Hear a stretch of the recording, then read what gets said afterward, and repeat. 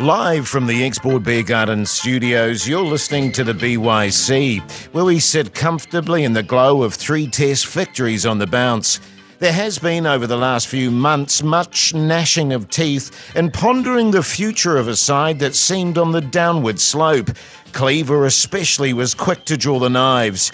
And while this side has hardly lit the cricketing world alight, we can admire their tenacity and ability to hold tight when getting to the squeaky end of a test match, which perhaps is testament to the steady-as-she-goes attitude of the selectors, much maligned by one Paul Ford. But I digress. These last 3 test matches have been absolute blockbusters, and it'll be interesting as we turn to the shorter formats of the game to see just how they shape up. And Dylan Cleaver, you can't complain, can you, with 3 in a row? No. But, you know, it's not all a box of fluffies. Well, the last test was. Yeah, I mean, that was what we were expecting, that last test victory, which we didn't get in the first test against Sri Lanka. But you do actually have to admire the tenacity of this team. We never thought they were going to beat the English side. They did. They held tough against Sri Lanka, and then they dominated them in the final test match. I suppose that's a positive. Yeah, well, that final test match actually took me back to 2 summers ago. Yes. When we were destroying the West Indies and Pakistan, and it kind of felt like we'd got used to and perhaps a little greedy. Yes. So when it didn't happen, when we had the shockers against Bangladesh, against South Africa, and that first test against England, or first test and a half against England, it really did feel like the end of something. Now I'm a little bit confused. Yeah. Are we still in the middle of something? Have we started a new thing?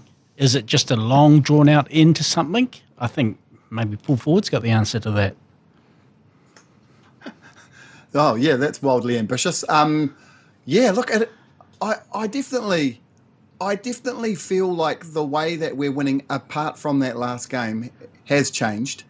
I think that I feel like the Sri Lankans gave up the ghost a bit in that last test. I know that they battled away on the final day and all that kind of thing, but I think that they fired their shots in that first test. They had heaps to play for. They took it to the last ball. They couldn't get it done. So I feel like they were sort of much more off kilter than the week before. And in particular, I think when they won the toss and saw that emerald green verdant basin pitch and got their they got excited, but my God, it was incredibly windy that day, and they just sort of lost their rag, and I feel like they didn't take advantage of the conditions. So I think that we pummeled away against a Sri Lankan team that didn't really turn up like they had in that first match. So I think we have to sort of factor that in too.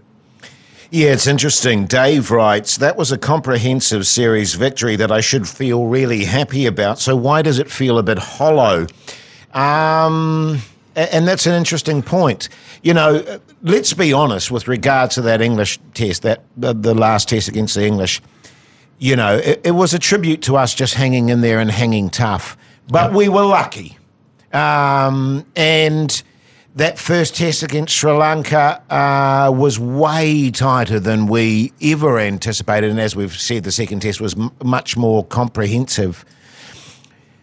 I think and I agree with what you're saying, Dylan, in a sense, is I'm not sure where we're at with this side, because when we look at the selections, when we look at the team that was playing, there wasn't a lot of new faces coming on board. It was just hold steady and hold firm. And so I'm not necessarily looking to the future at the moment and going, yeah, we're tickety-boo. Yeah, I think that's spot on. And look, if you look at the totality of the summer, and I'll include the away tests in Pakistan here. Yes. 2 pretty good performances, actually. New Zealand had a chance to win them both on the last day and couldn't quite get over the line. It's the first sort of summer under the new leadership of Tim Southee. I'm giving it a pass mark, as you have to when you have 3 wins, 1 loss and 2 draws, but a very inconclusive kind of pass mark. And yes, that last test was comprehensive. Yes, the star players stood up. Matt Henry was superb. Kane Williamson was superb. Henry Nicholls found form at long last.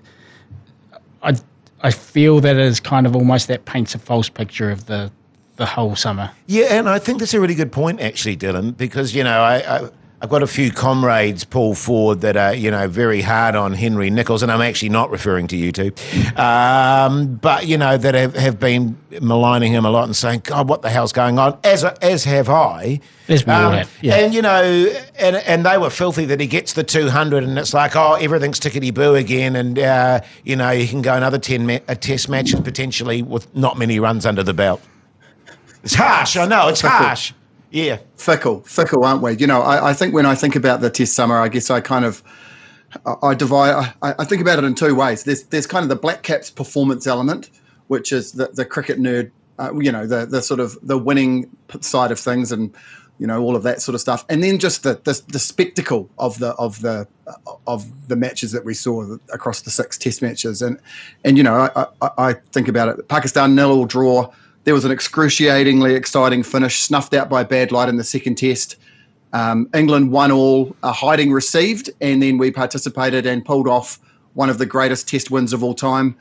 Sri Lanka 2-0, another one of the greatest test wins of all time, and then a hiding dished out this time. And so, I kind of ended up, from a New Zealand point of view, we were I felt like it was sort of an 8 out of 10 actually in the end. I think, based on what I expected us to do, I think we had a massive shocker in that pink ball test against England. We were ravaged by sort of selection dramas and injuries, so kind of excusable. But don't get me wrong, I was pissed off about it. And then from a spectacle point of view, there were 3 magnificent test matches out of 6. I mean that is a very high ratio. That's kind of how I thought about it. And I think do we? How do we feel about beating Sri Lanka 2-0 at home? I mean, we got it done, and I think it felt like a reversion to form in that second test match. And I think we just have to accept that we've lost a bunch of really good players, so we've got to I feel like it is the end of something and the start of something new, and I don't know that it's going to be quite as good. Yeah, it's interesting. And let's not forget, actually, fellas, because they were 3 sensational test matches that we got to witness and hugely entertaining. So we can't forget about that. But let's get into more the specifics of the winners and the losers in terms of this summer. I'll go through mine in terms of the winners. It's tough. I'm a fan of Southee as skipper. I like him. I think he's good, and I think he wants the job, and I think he's showing some nous. Blundell continues to really cement his place, and I felt also Tickner starting to show something after, I'm still not convinced about Tickner, but, he got a couple of bags there in the end and showed a lot of fight and courage. For me, the big loser of the summer is Will Young, and I feel for the guy because I just go, he's just one of those players that just seems to have a shithouse run of things still in Cleaver. Yeah, look, the winners, I'd agree with you, but I'd also add Matt Henry to that list. Oh, yes. I thought he has been superb this home summer, and it took a while to warm to Henry because I always saw him as a very good player who just didn't get results, and I wondered if there was something missing. Was it that extra yard of pace that you need if you're not a swing bowler, if you're a seam bowler? Was it something mentally? But this home summer, for me, everything seemed to click. And in fact, I think he was harshly done by in the figures again. Like I thought he was at times unplayable against Sri Lanka and easily the pick of the bowlers. I agree with Southee. I like the way he goes about it. Clearly, Kane Williamson, yes, over 6 tests, he gets an unbeaten ton to win a game. He gets a ton following on that sets up New Zealand to victory. He gets an unbeaten double ton in Pakistan, and he gets a double ton as part of a massive partnership with Henry Nicholls at the basin. And yet, for a lot of that time, we thought, oh, geez, not in great form. Yeah, well, he was under the pump for a while, wasn't he, for the first time in his career? So that's a pretty amazing turnaround. Daryl Mitchell, Tom Blundell, excellent. Jury's out on Blair Tickner, but I tell you what, if I have doubts about his quality, I've got no doubts about his guts. Yes. He'll keep running in and doing a job for you. Losers for me are... Look, this is very harsh for a guy that's just come off a career-saving, probably unbeaten double ton, but I still think the totality of Henry Nicholls' work over those 6 tests wasn't good enough. I guess a corollary of that is, as you mentioned, Will Young has missed out. Trent Boult, is that we're getting a little bit more, I guess, off topic here, but Trent Boult would have loved to have played in some of those thrilling tests, I bet. Yeah, for sure. And actually, and of course, it was remiss of me not to mention Paul Ford, the great Kane Williamson. And I think I was reading a stat in the last 6 years, he's got the best test average of any player in the world. And it's funny, isn't it? Because he kind of was under pressure for the first time in his career, and he's just been magnificent. Yeah, Jace, look, I think the thing about Kane Williamson this summer, it showed the breadth of his talent. Dylan alluded to it before. One of the, some of those centuries are grinding. Some of them were sort of scampering, mastering an incredible run chase, and then just an absolutely sublime masterclass at the basin to finish the summer. And I think, that for me is like the overwhelming memory. And it's hard to say that he's being a winner doing that. Michael Bracewell's batting is, I find, very frustrating, and getting out the dumb shots, averaging less than 20 in Test cricket. That said, his first class average is only 32. And then a couple of guys who we've relied on massively, Neil Wagner. I'm not saying that he's a loser. I'm just saying in some people's eyes, he might be on the cusp of retirement. I feel like he'd be like putting down an elephant blunderbuss out to get rid of. I don't know if he'll ever retire. He'll have to be pushed off the cliff. And Kyle Jamieson, poor bugger. I feel sorry for him. I mean, Trent Boult's elected not to be here. Kyle Jamieson certainly hasn't, and he would have been a great part of that team too. Yeah, great stuff, mate. No tests until the Bangers in November. We can discuss changes, but I think we need to let things play out a little bit, don't we? Because we've been waxing lyrical about potential changes for a long time.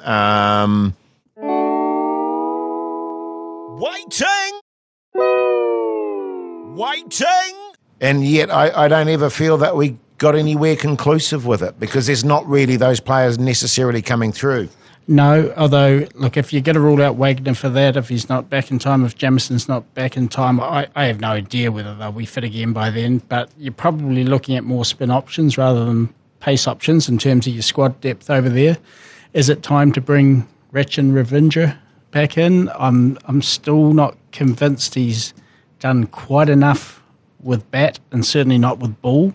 So if they look for a more, like a spinner that can bat a bit rather than a batter that can spin a bit, then do you turn back to Ish, or do you look somewhere new? I'm not sure. I don't think we're going to see any, you're right, we're not going to see any radical, bold steps in terms of plucking a Muhammad Abbas or a Dean Foxcroft out of nowhere to go and play Test cricket in Bangladesh. Well, I don't think we will anyway. Well, I just want to chuck another name in there if you're going to talk spinners. Adi Ashok.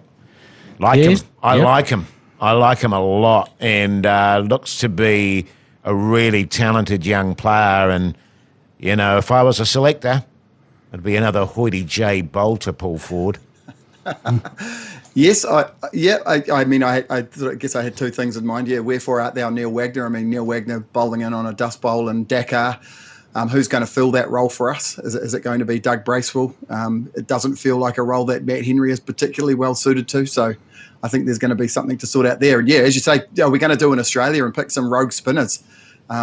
Feels like a tour week where, you could go with the tried and true, Ajaz, Ish Sodhi, Mitchell Santner. But yeah, again, as you say, yeah, Eddie Ashok, Michael Rippon. And is this going to be another tour where Will Young gets thrown in the mix as well, and has to go and do something completely, I guess, in conditions that he's not going to be particularly familiar with. So, yeah, I don't know.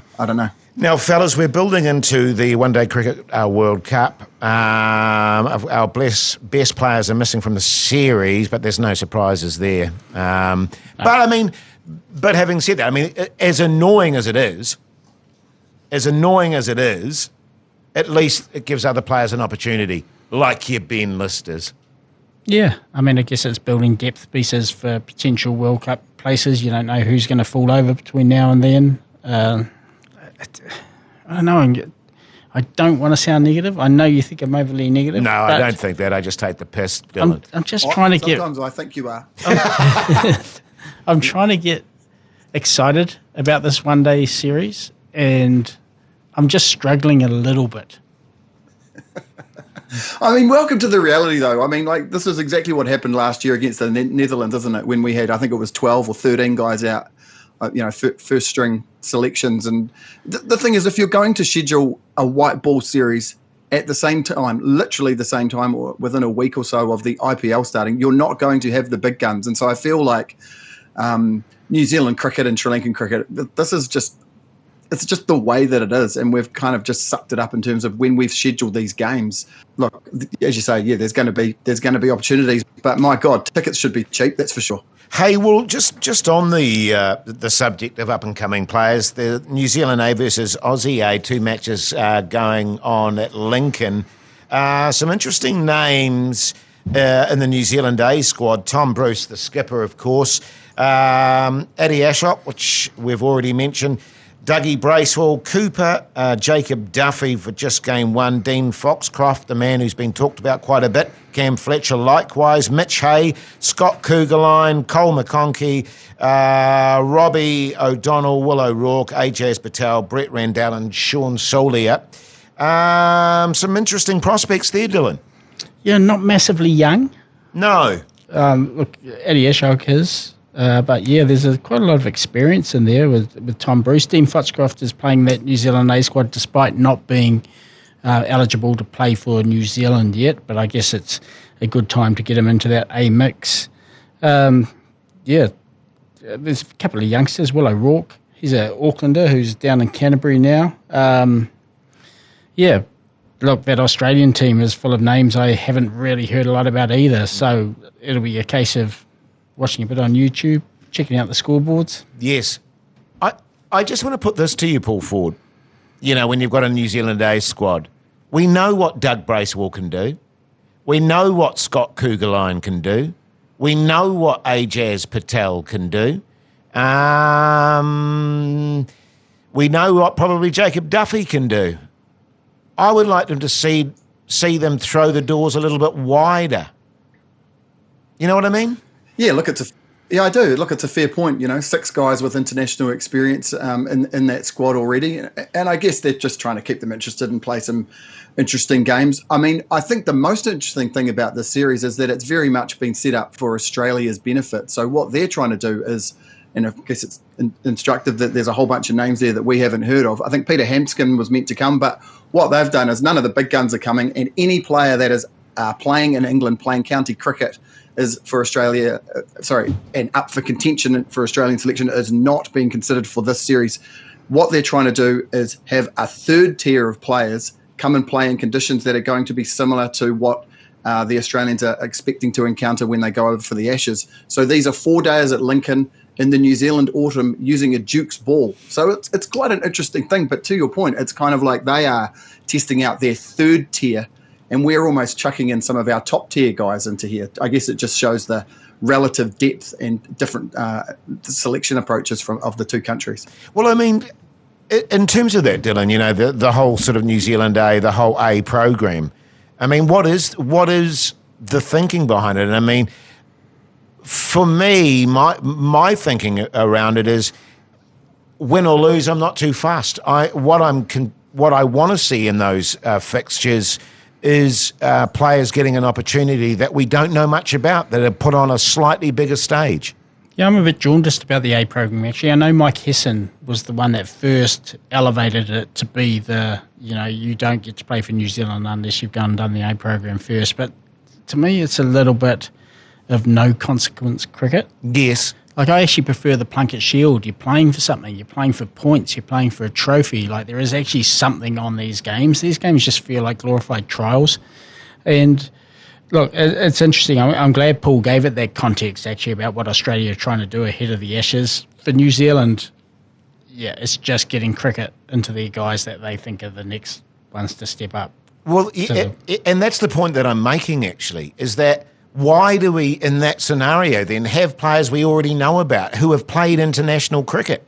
I mean, what's the point of that? I mean, we know what these guys can do. It just feels like a wasted opportunity to me. It's a valid point, and we should get Brian Stronach on the show to justify this crazy selection. Yeah, it's just madness. Hey, let's get into the domestic game, fellas. The National Men's One Day Cricket Ford Trophy Final will be played in Napier next Tuesday, doubling as a fundraiser for the Cyclone Gabrielle recovery. The match involving home side Central Stags and Canterbury was originally scheduled to be played at a neutral venue in Queenstown, but had to be rescheduled after the cyclone intervened and resulted in the cancellation of the Stags' travel plans. So there we go. Michael Snedden. Go CD. Come on. Michael Snedden, 90 as night watchman, 2-run thriller loss for Wellington, Paul Ford. I was going to say I completely forgot about that Ford Trophy match, so I'm glad you brought that up. And good on New Zealand Cricket for making it free entry and all the money going to Cyclone Gabrielle, but bad on New Zealand Cricket for making it a final on a Tuesday. Jesus Christ. Yes, and Dylan, to your point, the Stags haven't won it since 2016. I had a quick look. That was when George Worker went mad and Tom Bruce got 71 off 23 balls. They scored 405 at Pukakura Park. So I think that the Stags are the people's champions this year, so I'd be happy for them to take it. Great stuff, mate. Are you serious? It's on a Tuesday? Correct. 11 a.m. Oh, anyway, the Golden Box, Cole McConchie, 697, Tom Bruce. He stalled a bit, actually, Cole McConchie. Yeah. He's had a couple of failures in a row. Yes, Tom Bruce, 659, Barrett Popley, 636, the Silver Sweatband, Duffy, 29, Henry, 23, and Bracewell, 23. That hasn't moved at all, that Silver Sweatband, for so long, and that's an indictment on our up-and-coming young bowlers, but I believe Will O'Rourke is just nudging it now, perhaps the guy Ray Toole from CD. But yeah, we have not seen movement in the Silver Sweatband. Waiting. Anything to add to that, Paul Ford? No, you mentioned the Michael Snedden 90-something as not watchman, yes. And it was uncanny how that happened. It was pretty much right after I don't think it was the same day, might have been the next day after that incredible finish to that match at Hagley. And it was the only game that I kept a pretty close eye on. And Wellington ultimately fell short, chasing 391 to win, including an incredible maiden century from a guy that you've never heard of called Severin. Gareth Severin, South 196. He's scored. And they fell too short, all out for 388. So a hell of a game. Great stuff, mate. Great stuff. Hey, Sophie Devine hits 99 and follows that up with a duck. Holy moly. That 99 was off 30-something balls, and she hit in successive balls an 87-metre 6 and a 94-metre 6. Like, she was going off, and she was on 99. I think it was the 15th bloody over. She had all day and all night to get a century, but she went for a slap and hit it straight to mid-off. But, yeah, certainly caught the tournament alight, actually. I'm pretty sure, I haven't seen the table today, but I don't think her team, the Royal Challengers Bangalore, are going to make the playoffs. But Amelia Kerrs certainly is, and Paul will correct me if I'm wrong, but I think she's Mumbai Indian woman, and she got man of the match with a few wickets and a good not out this morning. Yeah, so, Amelia Kerr, player of the match this morning. And it's really important. New Zealand cricket would have been massively disappointed to only get 2 players in the inaugural edition of the WPL, particularly when there's so many English, quite a few South Africans, a lot of Australians, pretty much all the good Australians are there, and obviously Indians. So there's this kind of sense that New Zealand could be falling even further and further behind. So they really needed Amelia Kerr and Sophie Devine to aim up, and they, after a bit of a slow start for Sophie, she certainly has. She's one of the leading run scorers, and Amelia is one of the leading wicket takers. So good news on that front. Great stuff. Anything to add to that, Paul Ford? No? Okay, no, absolutely moving on. Nothing. Hey, should there be, as Greg Chappell has controversially suggested, conjugal rooms set aside at Test match pavilions so players and partners can relieve tension over the course of a 5-day test, Paul Ford? Look, I've done some very, very deep research into this. This is a myth. This is a myth. So back in the 1st century, the Greek physician Aretaeus of Cappadocia wrote that a man's strength could be enhanced by the retention of semen.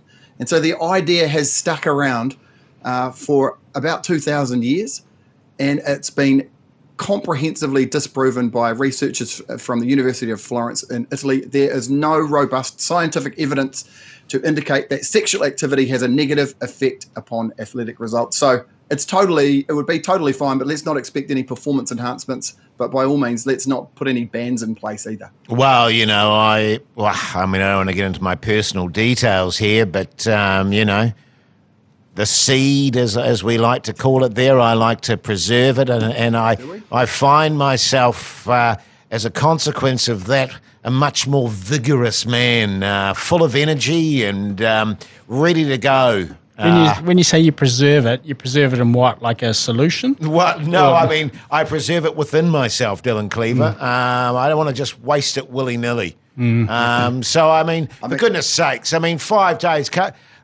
Who can't wait 5 days? Well, actually, look, I searched online and I could find no evidence of this story anywhere, so I've got nothing to add to it. I'm happy to move straight on to News or Ruse. Okay, well, let's do that then. Paul Ford's News or Ruse!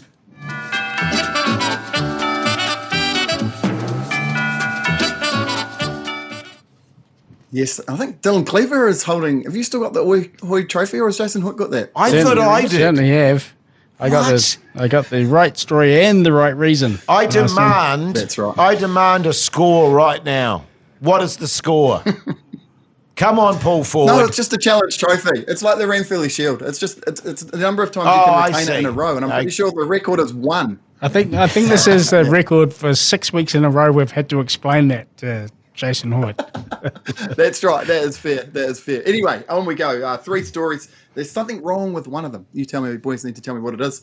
Otherwise, I win. Massive congratulations to UAE wicketkeeper Asif Sheikh for collecting the 2022 Christopher Martin Jenkins Spirit of Cricket Award for his act of sportsmanship in a T20 international. Sheikh refused to run out Ireland's Andy McBride after he was accidentally tripped over by bowler Kamal Airy. The moment was a spontaneous decision on my part not to take the wicket because it would have been unfair to our opponent, the 21-year-old said at the time. Joss Buttler and Ben Stokes were also highly commended. Stokes refused to appeal for obstructing the field when the annoying, whingy rage machine Matthew Wade top-edged a Mark Wood delivery and then blocked the bowler's attempt to make the catch in a T20 in Perth. And Stokes, of course, donated his match fees, bless him, from the Test series in Pakistan to the Pakistan flood appeal. So there we go. That's number 1. Number 2, the ECB is set to block centrally contracted England players from the inaugural MLC. This is US cricket's latest $120 million moonshot, Major League Cricket. The competition is the first major franchise cricket league to be launched in America and will be played for 3 weeks from July the 13th, when England are involved in the Ashes. England's specialist limited overs players are not scheduled to be in action during that time, but have been informed that NOCs, or no objection certificates, will not be granted. Without those certificates, players cannot sign for another league unless they want to tear up their central contract. The ECB, very resistant to encouraging the development of a competition which takes place during the English summer.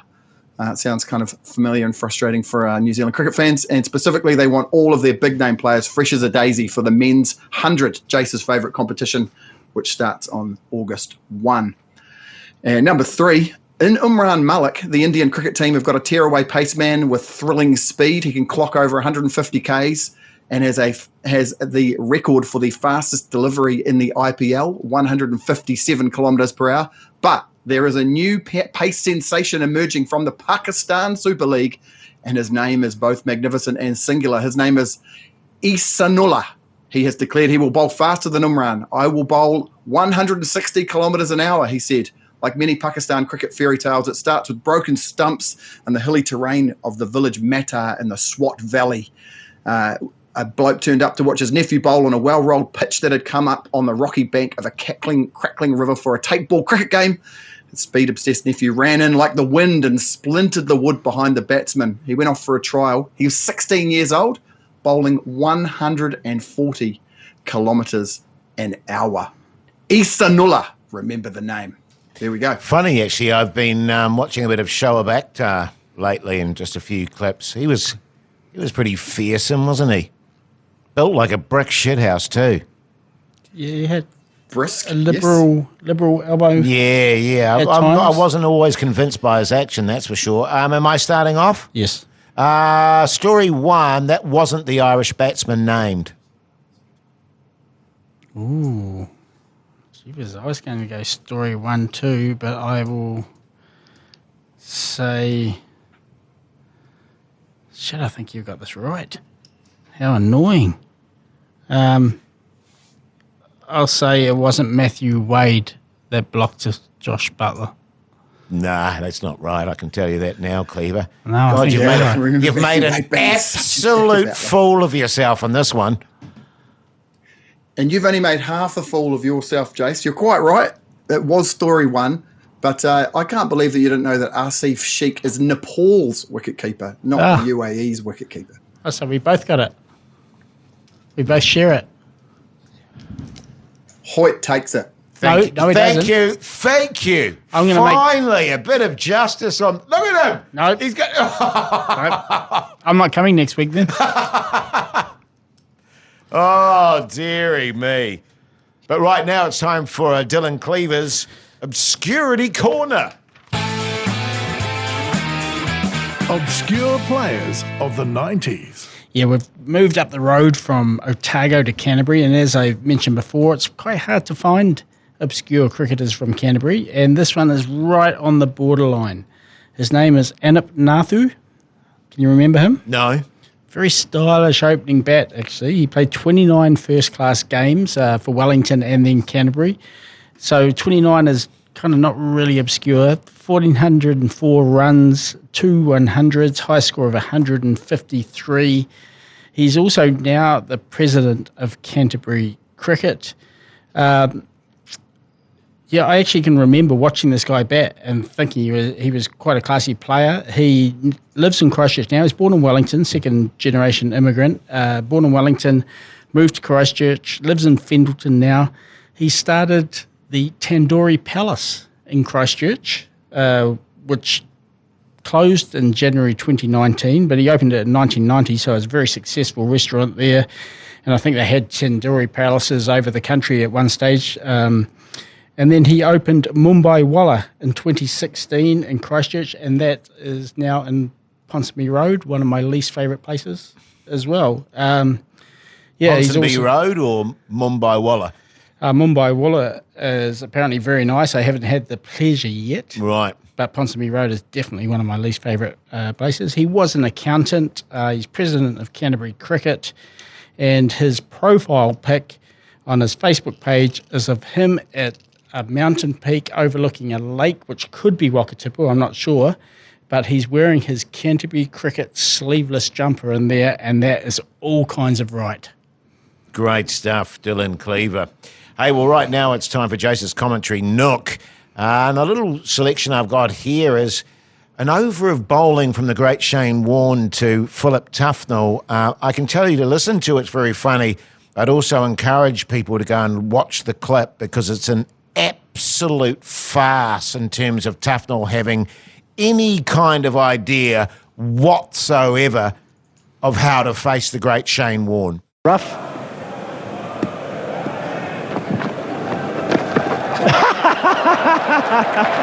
Well, he's a great fieldsman, Philip Tufnell. He often falls over and he's brought it into his batting as well. It's certainly amused Shane Warne. Bit of empathy there, both spinners. I guess it's just stop it any way you can. Sure ain't pretty.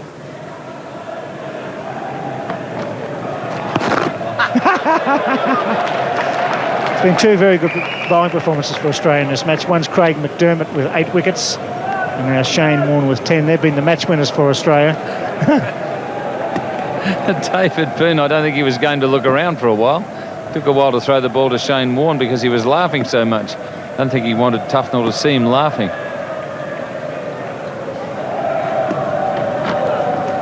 Bowl.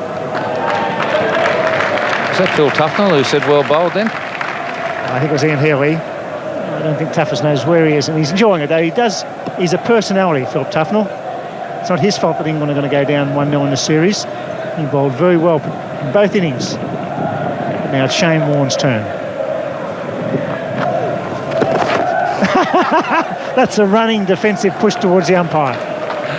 Well, there was another English player who I won't mention his name. I used to call him the crab cricketer, but this is a definite instance of a crab cricketer. He's gone sideways to play this one. Absolutely sideways in his defensive shot.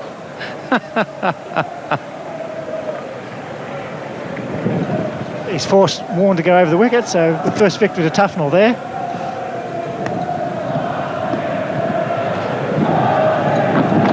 Fribber, and he plays it pretty well. Oh, the crowd are loving this. The end of what has turned out to be a pretty good test match in the end. England all out for 167 were gone for all money. They've hit back in the second innings with a pretty good fight. 9 for 320. Well, Toughness is off the mark, is he? Yes, he is. First running test cricket in 1994 for Philip Tufnell. It's 9 for 321. Oh, and I've just got to make a point on the old commentary nook. Last week we had a little clip from the great Richie Benaud. Unfortunately, one of the fellas forgot to put it in the podcast, so it wasn't in there. So maybe I'll replay that one the following week, boys, if that's all right with you. Oh, no, I think he put it in there in the end, actually. Yeah, I think it was Dylan Cleaver. He went up to Adam after the pod and said, no, don't put that in, mate, I'm not a fan. So there you go. Hey, but right now it's time for Paul Ford's Cricket Violence Corner. Paul Ford's Cricket Violence Corner. With a photo. Yeah. Have a look at that. It's a bit of visual aid for you guys. Not so good on a podcast, so I'll describe what happened. 7 News reports from Australia that a fight broke out after a Camria player hit the winning runs by pumping a massive six back over the bowler's head against Lalor at the HLT Elton Reserve. A fielder from Lalor appeared to take exception to the batsman's over-celebratorial hijinks, and the pair clashed, and the batter, who was obviously quite good at hitting, went for some overhead smash shots with his bat, bopping his rival on the top of the head. Then you had all the players come in, you had spectators come into the chaos. Even better, the match was being fully livened, and the feed was sort of pulled down eventually as the fight continued. Good news, nobody died, which is positive, but a man in his 20s did receive medical attention from paramedics. We found the unofficial scorecard. Camria won by 4 wickets after successfully mowing down the massive total from Lalor of 80. So, they're really getting stuck into it on the serious stuff in Australia. I'm looking at the photo here, actually, Paul Ford, and it just looks like your everyday scene on a Saturday for Senior A cricket and club cricket. What I love about that photo is just the impassiveness of the keeper. Yes. He hasn't moved from behind the He's stumps. just standing there going, oh, yeah, whatever, fellas. Hey, now, if you want to get in touch with us, Paul Ford, what do people do? Flick us an email to byc@beigebrigade.co.nz or slide into the DMs on Instagram or Facebook for the Alternative Commentary Collective or the Beige Brigade, and we'll get those into our WhatsApp chat and work out what we're going to say about you next week. Great stuff, mate. Dylan Cleaver, what's going on with the bounce, mate?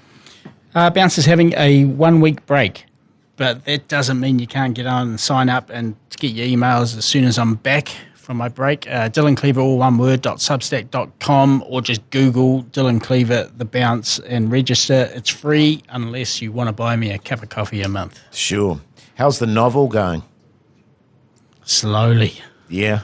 Yeah. I want to do my autobiography. I'm stuck on It Was a Dark and Stormy Night. Yeah. It's amazing. Same, actually. When I started writing my novel, it was a stormy, balmy evening. It was a verdant green cricket pitch. Yes. If it's an autobiography, Jason, you have to write it. Oh, yeah, I was going to say, I can't. You can't. I need you to ghost write my biography, Dylan Cleaver. Yeah, how long is it going to be? 70,000 words? Yeah, she's a big story, mate. Yeah. Big story. But I'll get in touch with you about that later on. Hey, listen, it's been a pleasure bringing this podcast to you. Thanks for taking the time. Next week, of course, we'll be delving into what happens over the shorter format. Until then, you take care, and we'll see you later.